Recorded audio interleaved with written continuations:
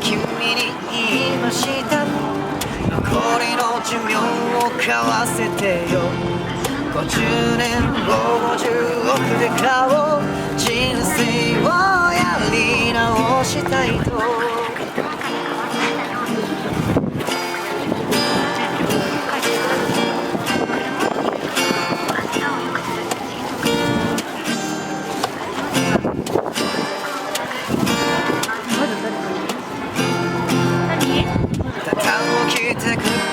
働いて寝て起きて働く毎日だ。それなのに手放したくない理由を考えてみたよ。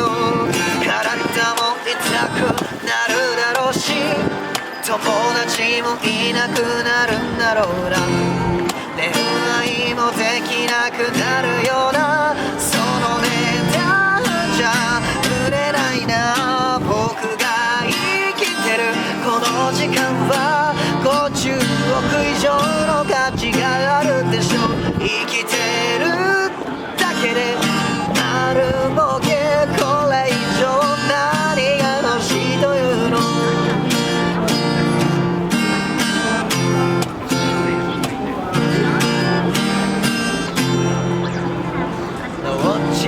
君に言いました、それなら倍の100億だそう。奥さん子供もつけるから、豪邸も仕事もつけるからさ。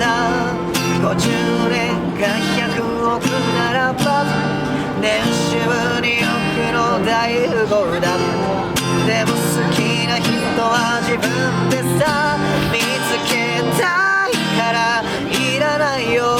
僕が生きてるこの時間は100億以上の価値があるでしょう。生きてるだけで丸儲け、何にでもなれる今がいいの。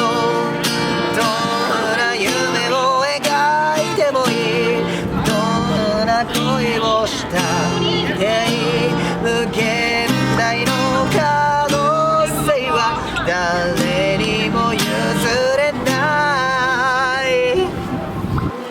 何十回立ち止まってもそれでも